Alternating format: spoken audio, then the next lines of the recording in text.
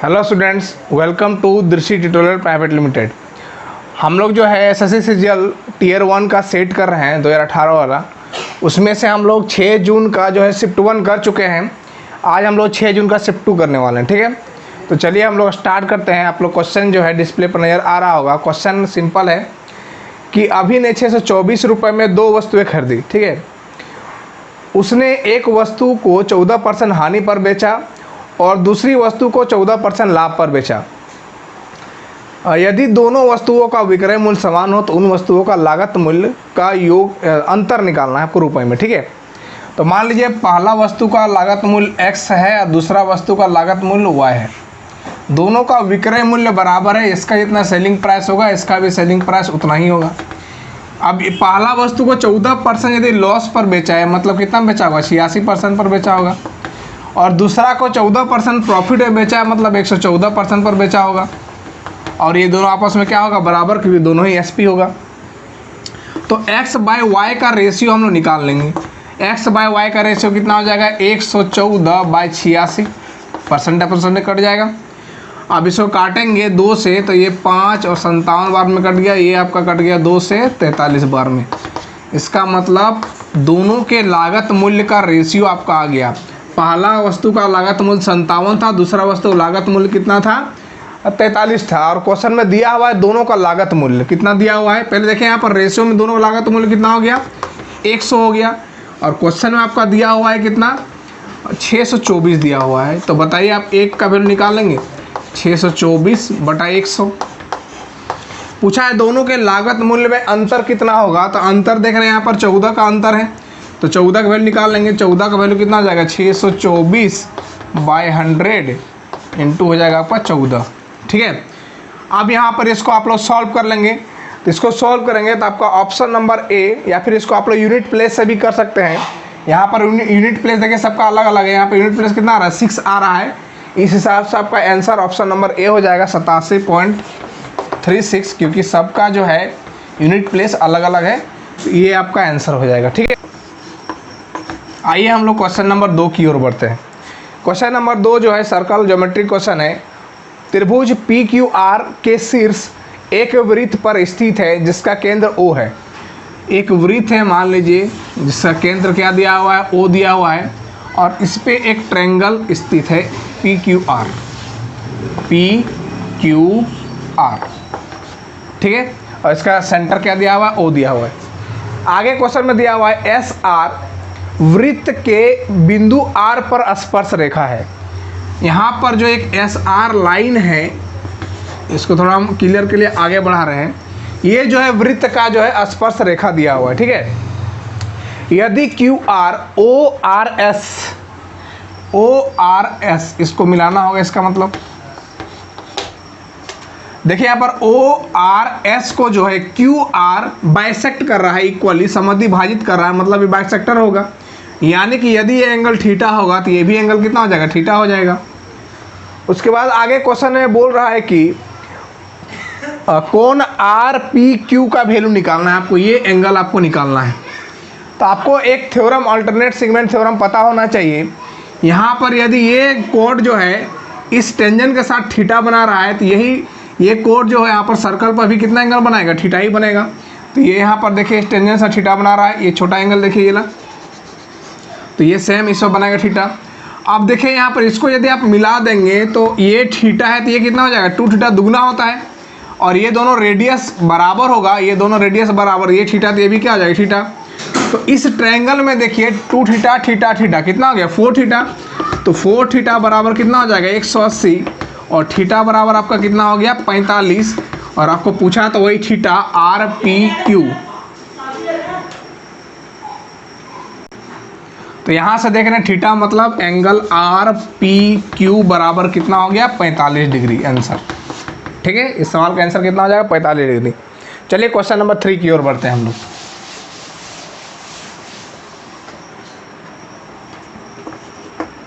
Question number 3 में बोला गया है कि अपने माल को लागत मूल्य से 40%, एक व्यापारी अपने माल को लागत मूल्य से 40% ऊपर अंकित करता है। मान लीजिए उसका लागत मूल्य मतलब क्रय मूल्य 100 रुपये है, 40% अधिक अंकित किया, मतलब 140 में अंकित किया होगा, ये हो गया इसका MRP, MP mark price.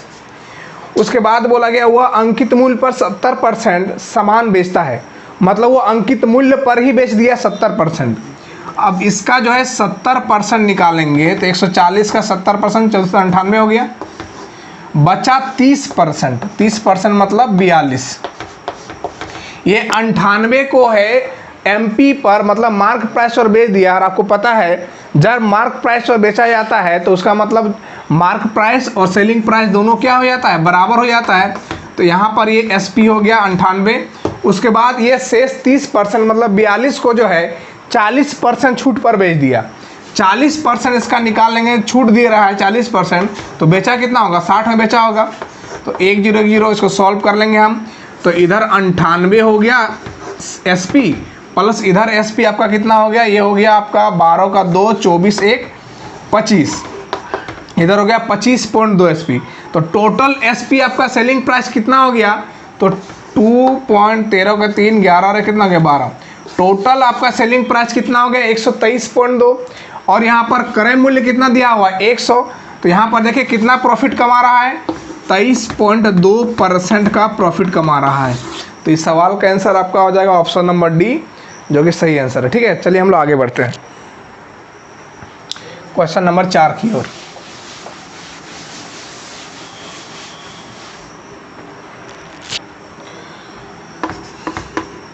Question number 4 भी बहुत आसान क्वेश्चन है।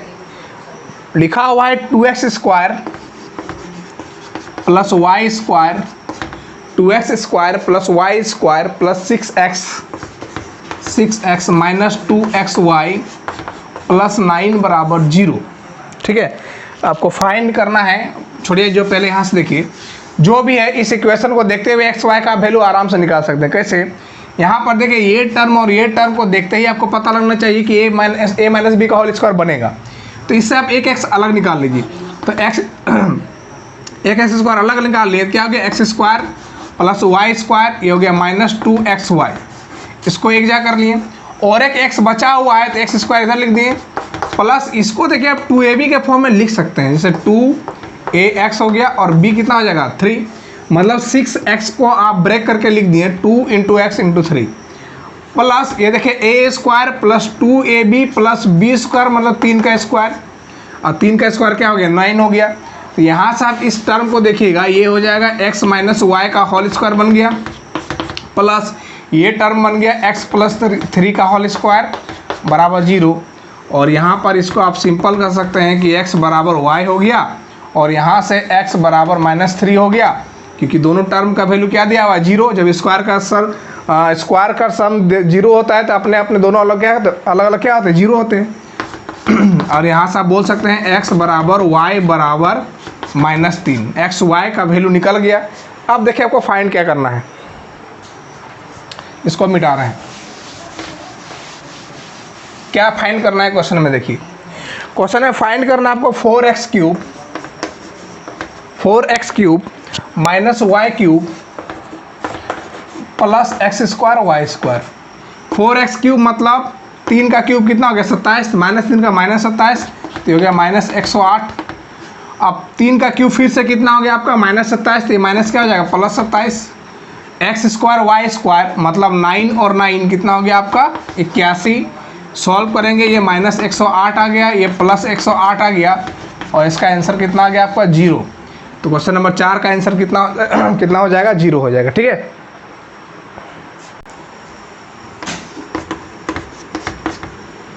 Question number 5।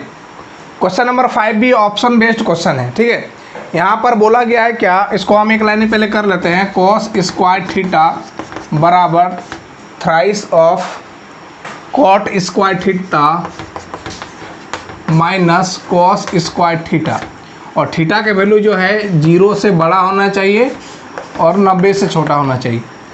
तो इस क्वेश्चन में आप जब थीटा बराबर 60 रखेंगे तो ये इक्वेशन सेटिस्फाई हो जाएगा। ठीक है, अब जैसे ये इक्वेशन सेटिस्फाई होगा, आपको फाइंड करना है cot theta plus cosec theta, यानी कि cot थीटा मतलब हो गया cot 60 डिग्री प्लस ये हो गया आपका cosec 60 डिग्री। अब यहाँ पर इसको सॉल्व करेंगे, ये कितना हो जाएगा आपका, cos 60 का वैल्यू कितना होता है √3 प्लस, अब इसका वैल्यू कितना होता है सॉरी 1/√3 और इसका वैल्यू कितना होता है आपका 2/√3। सॉल्व कर लेंगे, ये हो गया 3/√3, यानी कि सवाल का आंसर हो गया आपका √3, ठीक है, जो कि ऑप्शन नंबर सी में है। तो आसान क्वेश्चन था, बस थीटा की वैल्यू 60 रख दीजिए, आंसर बन गया। क्वेश्चन नंबर 6,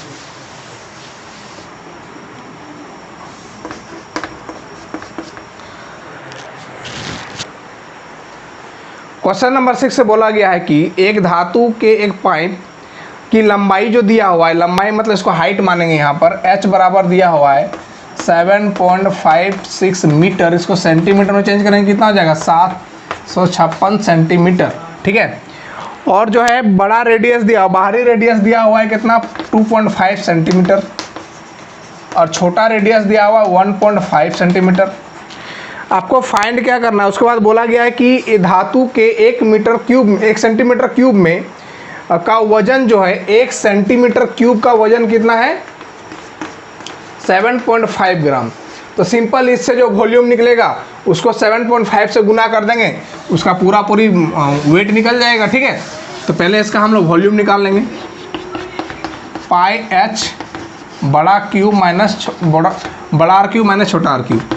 पाई का वैल्यू कितना होता है 22/7, h कितना दिया हुआ है आपका 756, बड़ा आर क्यूब मतलब सॉरी यहाँ स्क्वायर होगा, स्क्वायर और यहाँ स्क्वायर, तो बड़ा मतलब हो गया 2.5 का स्क्वायर माइनस छोटा मतलब 1.5 का स्क्वायर, और यहाँ से इसको आप सॉल्व करेंगे तो सॉल्व करने पर ये हो गया, ये कितना बन गया, ये 625 और 225 घटाएंगे आपका कितना हो गया 4, तो ये हो गया 22/7 गुना 756 गुना 4।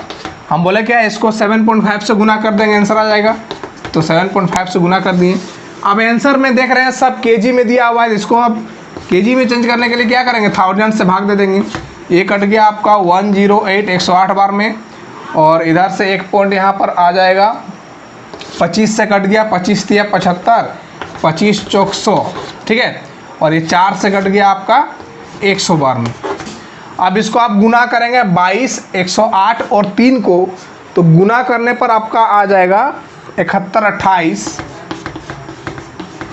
बाई क्या कर देंगे 100, तो आंसर आ गया 71.28 केजी इस सवाल का आंसर, ठीक है। तो बस इसमें कैलकुलेशन था और इसमें कुछ क्वेश्चन में खास था नहीं। चलिए हम लोग नेक्स्ट क्वेश्चन नंबर 7 की ओर बढ़ते हैं।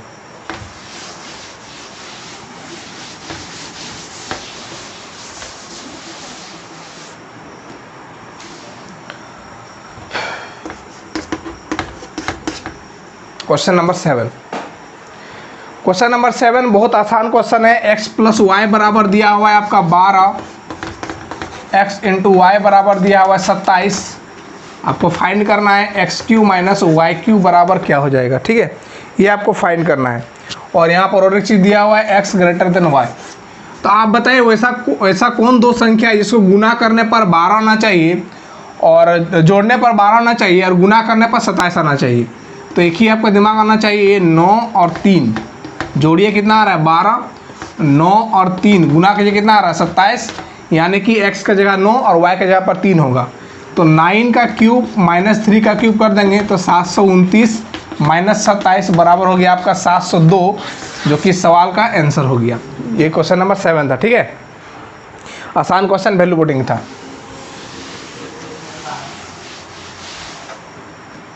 क्वेश्चन नंबर 8,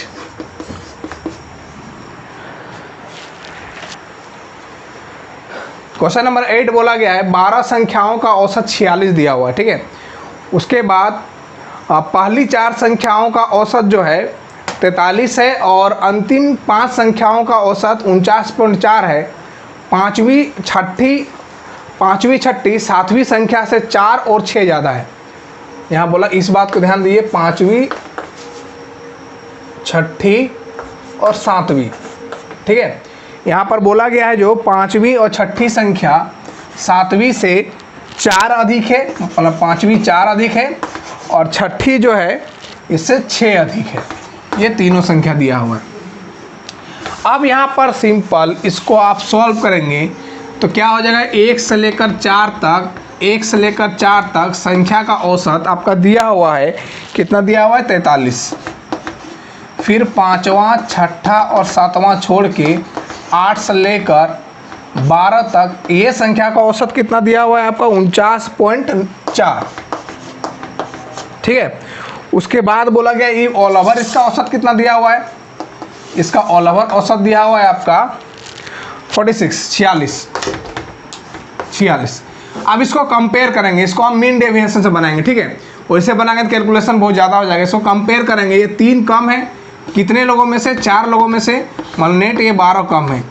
इसको ऐसे कंपेयर करेंगे ये कितना ज़्यादा है, यहाँ पर देख रहे हैं 3.4 ज़्यादा है, कितने लोगों में, 5 लोगों में या फिर 5 नंबर में। तो इसको सॉल्व करेंगे कितना हो गया +17। तो नेट देख रहे हैं यहाँ पर नेट जो है +5 हो रहा है। तो इसको हमको मैनेज करने के लिए इस 3 संख्या का नेट सम में कितना कमी करना होगा, 5 कमी करना होगा। ये जो है ये संख्या में कमी, आपको पहले औसत में कमी निकालना होगा। तो औसत में कमी निकालने के लिए क्या करेंगे, -5 है कितने लोगों पर, 3 लोगों पर, तो -5/3 कर देंगे। यानी कि आपका 5वां 6ठा और 7वां का जो एवरेज निकल जाएगा यहाँ से, इसको सॉल्व कर देंगे आप, तो ये हो गया आपका 133/3। तीनों संख्या का एवरेज निकल गया। ठीक है, तीनों का सम कितना हो जाएगा, 5वीं 6ठी और 7वीं का सम जो हो जाएगा गुना 3 कर देंगे और 133 हो जाएगा। समझ रहे हैं, ये इसका औसत आ गया। अब यहाँ पर देखिए तीनों संख्या का औसत यहाँ पर इससे निकाल लेंगे आप। तो देखें तीनों संख्या का सम इससे निकाल लेंगे, 1 2 3, 3x + 10 बराबर 133। तो 3x बराबर 1 2 3 और x बराबर यहाँ से आप फाइंड कर सकते हैं, आपका आ गया 41। अब फाइंड करना है क्या, 5वीं और 7वीं का औसत। तो 5वीं और 7वीं का औसत निकालने के लिए क्या करेंगे, दोनों जोड़ के बटा 2 कर देंगे। तो 2x + 4/2, यहाँ से 2 कॉमन ले लेंगे तो क्या हो जाएगा, ये x + 2। तो 41x का वैल्यू है, +2 कर देंगे, आपका आंसर कितना आ गया 43, जो कि इस सवाल का आंसर है। तो इसमें कैलकुलेशन थोड़ा कम पड़ता है और आप फास्ट बना सकते हैं। नहीं तो वैसे आप गुना करेंगे तो पहले इससे 4 गुना कीजिए, फिर इसमें 5 गुना कीजिए, फिर इस तरह बनाना होगा अलग करके। ठीक है, तो ये थोड़ा आसान पड़ता है। चलिए हम लोग आगे बढ़ते हैं।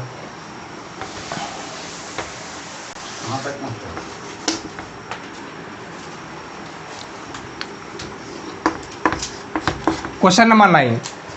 क्वेश्चन नंबर 9 में क्या बोला गया, यदि एक 9 अंकों की संख्या क्या दिया हुआ है, 3 2 x 4 1 1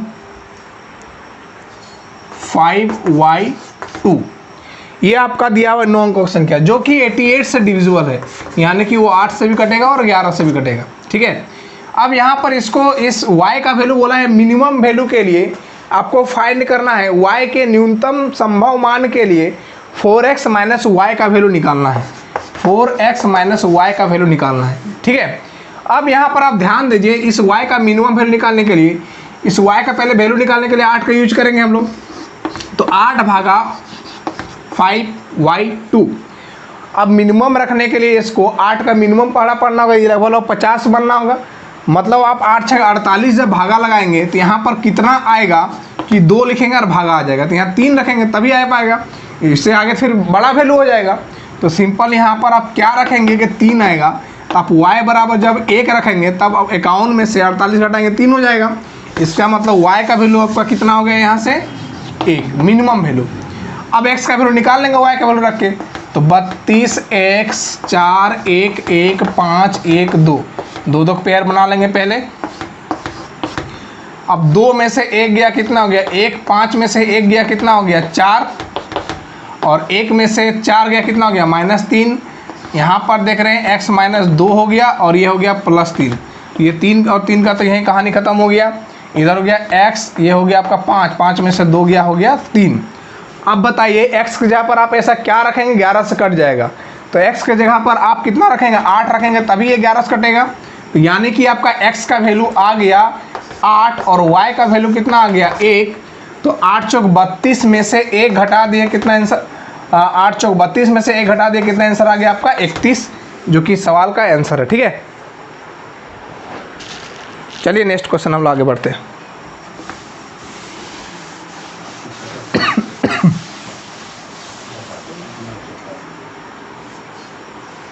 क्वेश्चन नंबर 10।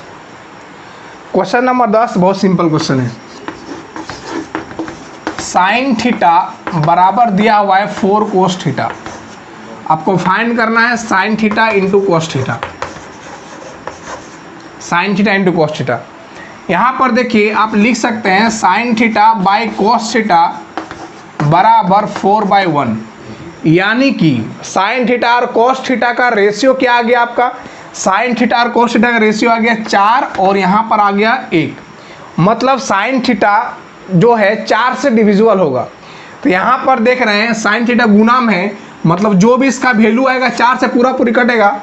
और यहाँ पर ऑप्शन नंबर बी में लिखा हुआ है 4/17, एक यही ऐसा ऑप्शन है जो कि 4 से डिविजिबल है, बाकी बात कोई ऑप्शन नहीं, इसलिए यही आंसर इसका हो जाएगा। ठीक है, तो ये भी क्वेश्चन आसान था, बस दिमाग का थोड़ा खेल था। Question number 11। क्वेश्चन नंबर 11 भी अलजेब्रा का क्वेश्चन है, अच्छा क्वेश्चन है। लिखा हुआ है X square plus Y square plus Z square, X square plus Y square plus Z square बराबर 133। X Y plus Y Z plus Z X बराबर 114। उसके बाद क्या दिया हुआ है एक्स वाई जेड 216। आपको फाइंड करना है ए cube B cube C cube, मतलब एक्स क्यूब वाई क्यूब और जेड क्यूब। तो इसका फॉर्मूला होता है,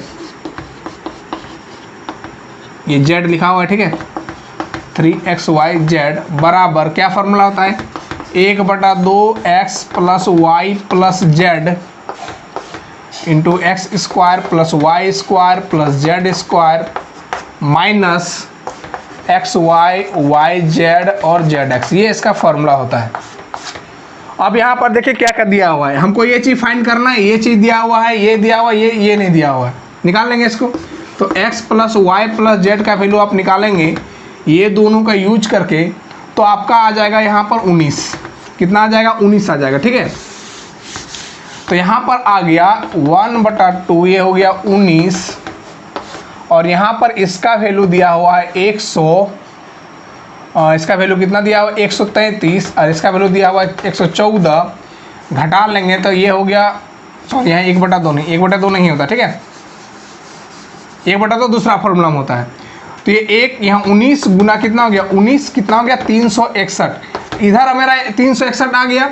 अब यहाँ पर इसका वैल्यू देखिए कितना दिया है 216 दिया हुआ है, तो 216 गुना 3 कर लेंगे और घटा देंगे।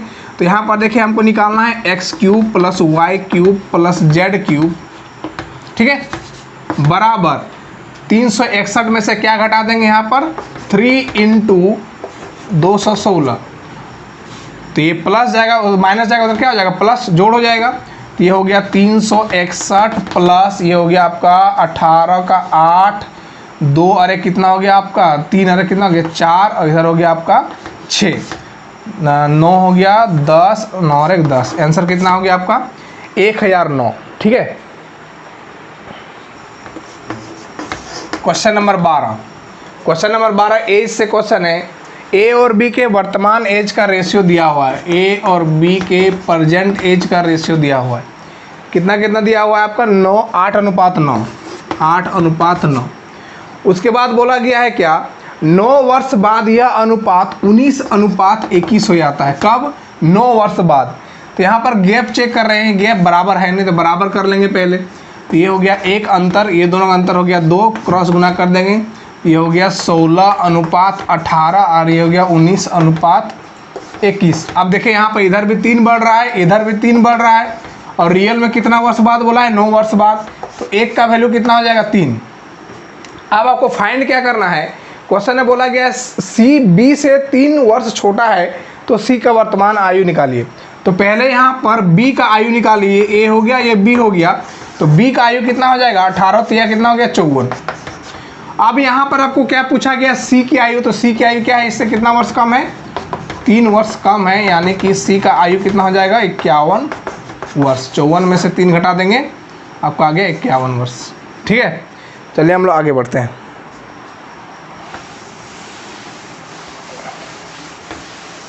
Question number 13। क्वेश्चन नंबर 13 बोला गया है, एक वृत्त है, इस वृत्त के जो है इसका केंद्र जो है O है और इसमें ABCO एक समांतर चतुर्भुज है, जबकि C लघु चाप AB, इसमें एक समांतर चतुर्भुज बनाया गया है।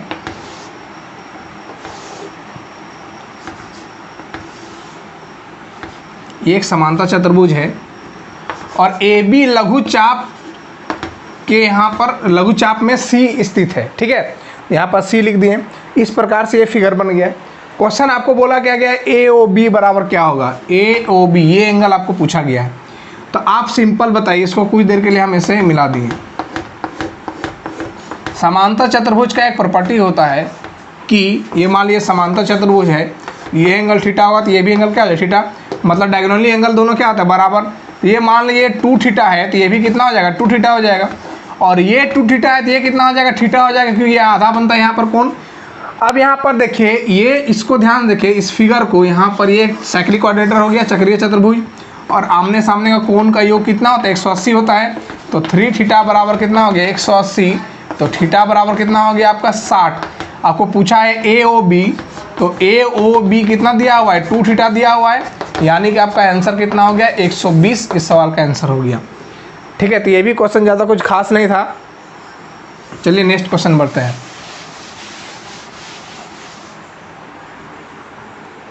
Question number 14।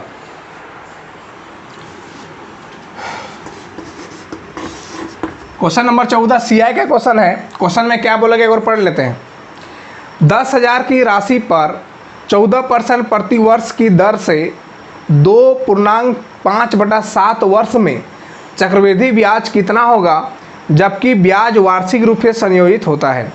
आपको नियरेस्ट एक के निकटतम, मतलब आपको पूरा आंसर लगभग बोलना है। ठीक है, यहाँ पर देखिए कितना साल का आपको ब्याज चाहिए, 2.5/7 साल का, मतलब 2 साल पूरा, और तीसरा साल का 5/7 भाग चाहिए।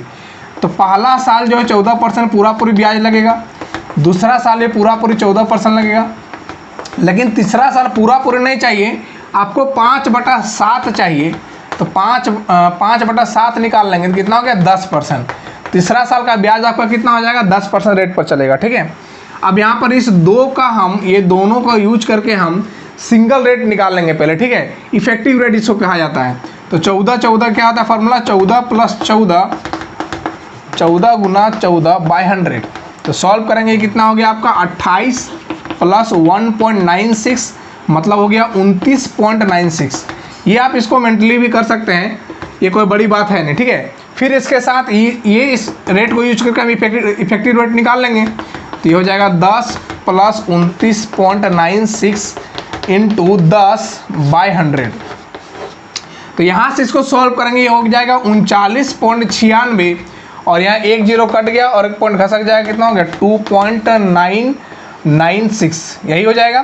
तो इसको जोड़ देंगे, यहाँ पर 2.996 को जोड़ेंगे जब आप, तो ये हो जाएगा 6, 15 का 5, 18 और 19 हो जाएगा, 11 और 12 हो गया, 3 और 4, और यहाँ पर ये पॉइंट लग गया। ये आ गया आपका इफेक्टिव रेट कितना साल का, 2 साल 5/7 वर्ष के लिए। ठीक है, अब यहाँ पर आपको दिया कितना है, इसको थोड़ा मिटा रहे हैं यहाँ पर ऊपर में,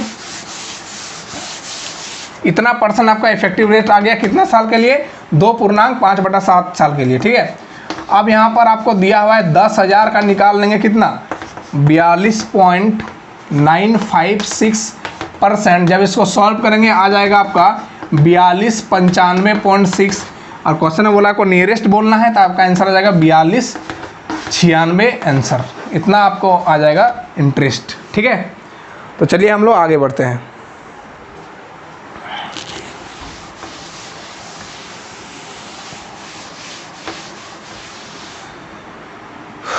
क्वेश्चन नंबर 15।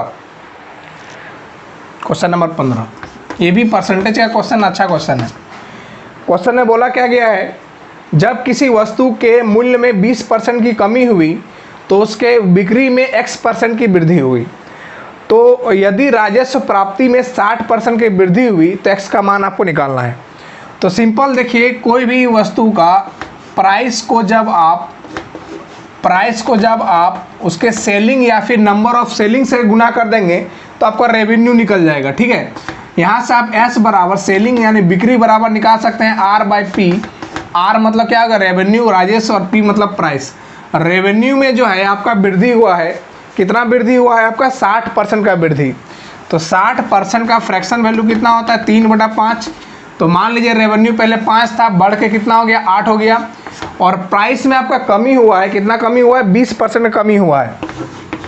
तो 20% का फ्रैक्शन वैल्यू 1/5, यानी पहले 5 था रेवेन्यू, अब 1 घट के 4 हो गया। इसको आप रेशियो में ले लेंगे तो ये पहले निकल जाएगा और ये अब वर्तमान निकल जाएगा। ये 5 कट गया, ये 2 बार में कट गया, रेशियो आ गया यहाँ से 1:2। तो सिंपल देख रहे हैं, पहले 1 था अब 2 हो गया। सेलिंग बिक्री पहले 1 होता था, अब 2 हो रहा है, कितना बढ़ा, 1 बढ़ गया। कितना में से, 1 में से गुना 100, तो आपका आ गया 100%। यही जो है एक्स का वैल्यू है। समझ गए? तो बस ये छोटा सा फार्मूला का कमाल था, उसमें और कुछ था ही नहीं। ठीक है, क्वेश्चन नंबर 16 की हम लोग आगे बढ़ते हैं।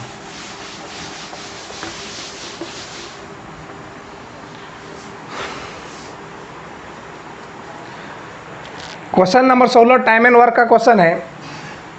ए और ए बी सी की इफिशिएंसी का रेशियो दिया हुआ है। कितना दिया हुआ है, ए बी सी कितना दिया हुआ है, 5, 3, 8।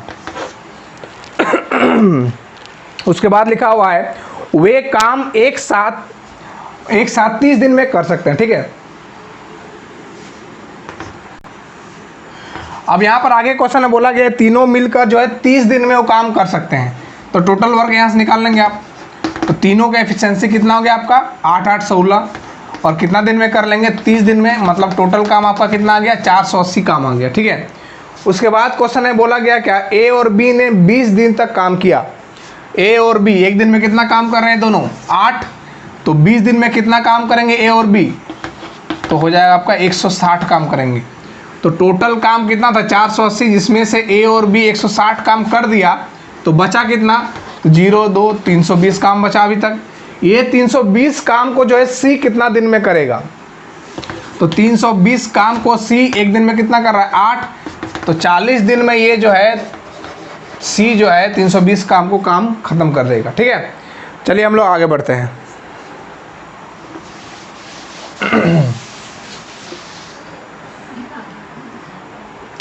क्वेश्चन नंबर 17 नंबर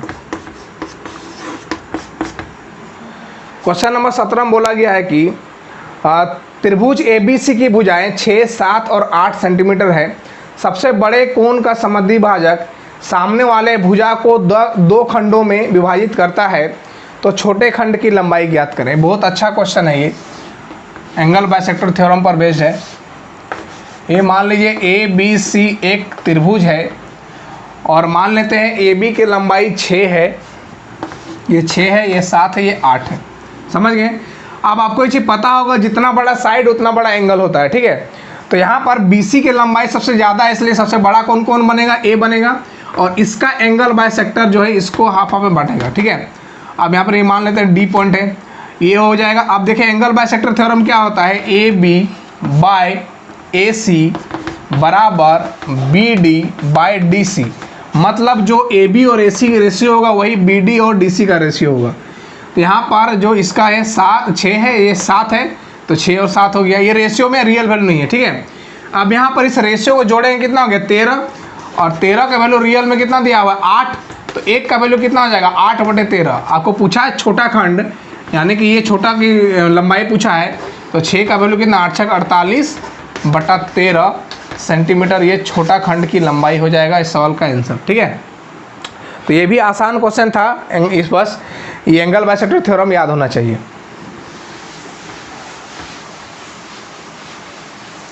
चलिए हम लोग क्वेश्चन नंबर 18 की ओर बढ़ते हैं।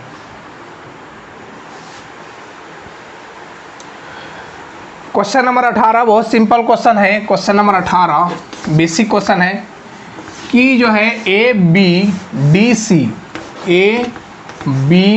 डी सी जो है एक पैरेललोग्राम है, समांतर चतुर्भुज है, जिसका विकर्ण AD और BC, जिसका विकर्ण AD और BC O पर कट कर रहे हैं।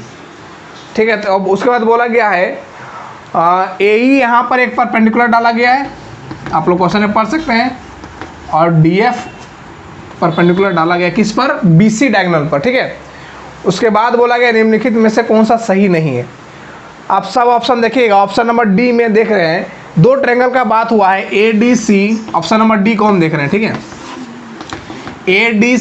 ADC और एक कौन सा ट्रायंगल है ABD, दो ट्रायंगल है ADC और ABD। अब ये दोनों बोला गया है क्या, कॉन्ग्रुएंट है। तो देखिए कॉन्ग्रुएंट का नियम होता है साइड बराबर होगा तो दोनों साइड बराबर होगा।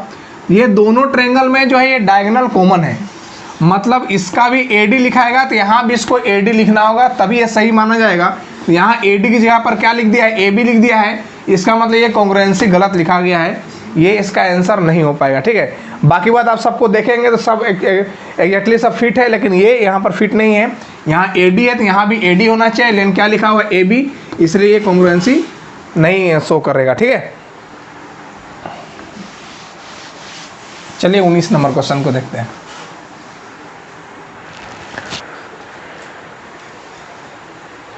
19 नंबर क्वेश्चन TSD का क्वेश्चन है, टाइम स्पीड डिस्टेंस। क्वेश्चन है A और B जो है कि बीच की दूरी 800 किलोमीटर है। अब यहाँ से एक ट्रेन X जाता है, स्पीड दिया है 40 किलोमीटर पर आवर A से B, और B से एक ट्रेन Y है जो 60 किलोमीटर पर आवर की स्पीड से आ रहा है। ठीक है, तो क्वेश्चन पूछा है कि A की तरफ से ये कितने दूरी में मिलेंगे, A की तरफ से कितना दूरी में मिलेंगे। तो सिंपल देखिए, डिस्टेंस तो वही है और आपको पता है स्पीड जो है डिस्टेंस का डायरेक्टली प्रोपोर्शनल होता है। इसका मतलब जो स्पीड का रेशियो होगा, जो स्पीड रेशियो x का कितना है, x का 40 है और y का कितना है 60 है, तो इसका रेशियो कितना हो गया आपका 2:3। तो वही रेशियो किसका हो जाएगा, डिस्टेंस का हो जाएगा 2:3। समझ गए, तो टोटल डिस्टेंस कितना हो गया 5, और रियल में टोटल डिस्टेंस कितना है 800 किलोमीटर। तो बताइए आप लोग एक का वैल्यू कितना हो जाएगा, ये हो गया 1685, 160 किलोमीटर। ठीक है, आपको पूछा क्या गया है कि A के तरफ से कितना दूरी मिलेगा, तो मतलब सिंपल बोला गया X ट्रेन कितना दूर चला, तो कितना चला 2 चला, तो 2 का वैल्यू कितना हो गया 320 किलोमीटर। 2 का वैल्यू कितना हो गया 320, मतलब 320 किलोमीटर के बाद जो है दोनों ट्रेन मिलेंगे A के तरफ से। ठीक है, 320 किलोमीटर लिखा हुआ है, 320 किलोमीटर के बाद A के तरफ से दोनों ट्रेन मिलेंगे। B के तरफ से बोलता है किसका वैल्यू निकाल देते, 3 का वैल्यू निकाल देते, लेकिन यहाँ पर A की तरफ से बोला गया है। चलिए 20 number question.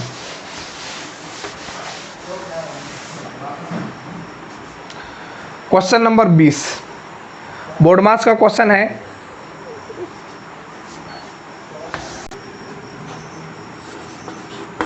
Question number 20 board marks का क्वेश्चन है, सिंपल इसको सॉल्व करना है। तो 9/15 कार आने दी, इसका भी कोई काम नहीं है, इसको सॉल्व करेंगे, इसको सॉल्व करेंगे, 2 खत्म, 3 खत्म। बहुत लोग यहाँ भागा काम कर देते हैं, पहले का काम होता है उसके बाद भागा काम होगा। ठीक है, तो ये कट गया ऊपर नीचे दोनों, बचा कितना 2/3। ठीक है, फिर था भागा, उसके बाद यहाँ पर इसको सॉल्व करेंगे, देखिए 4 से 4 खत्म हो जाएगा, 3 से 3 खत्म हो जाएगा, ये इधर पूरा कहानी खत्म हो गया, बचा इधर क्या 9/16। ये भी क्लियर है। यहाँ पर इसको देखेंगे, इस सॉल्व करेंगे तो इसको थोड़ा लिखना होगा 5/4 डिवाइड 5/2। अब देखें यहाँ पर इसको इससे कोई मतलब है नहीं, इसको आप इधर गुना में चेंज कर सकते हैं। तो जैसे आप इसको गुना में चेंज करेंगे तो कितना हो गया 2/5, उल्टा हो जाएगा। गुना अब इसको सॉल्व करेंगे, कितना हो गया ये 8/25।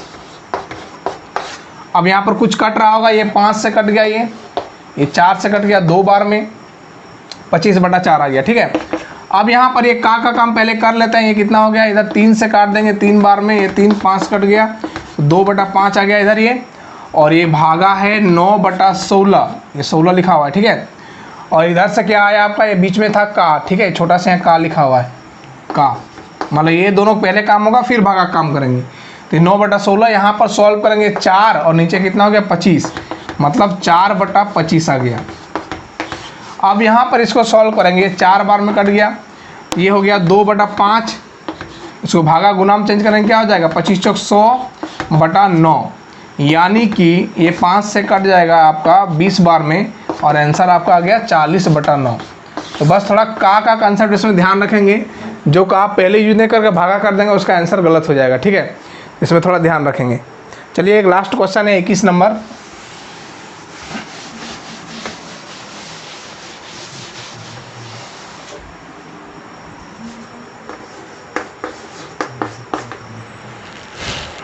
इक्कीस नंबर क्वेश्चन बहुत आसान क्वेश्चन है। क्वेश्चन लिखा हुआ है कि सिंपल बताया जा रहा है कि a बराबर b। क्वेश्चन आप लोग देख रहे होंगे कि a बराबर क्या दिया हुआ है 2 sin x by 1 plus sin x plus cos x और b बराबर c by 1 plus sin x। तो आपको बताना है c का वैल्यू क्या होगा। तो क्वेश्चन में a बराबर b दिया हुआ है, इसका मतलब आप लिख सकते हैं 2 sin x by 1 plus sin x plus cos x बराबर c by 1 plus sign x। अब बताइए यदि हम x बराबर 0 रख देंगे तो कोई दिक्कत है, इन्फिनिटी तो बन नहीं रहा है, ये 0 हो गया तो ये पूरा टर्म 0, मतलब c का वैल्यू आपका कितना आ गया 0 आ गया। अब जिस ऑप्शन में c का वैल्यू 0 होगा वही आंसर होगा।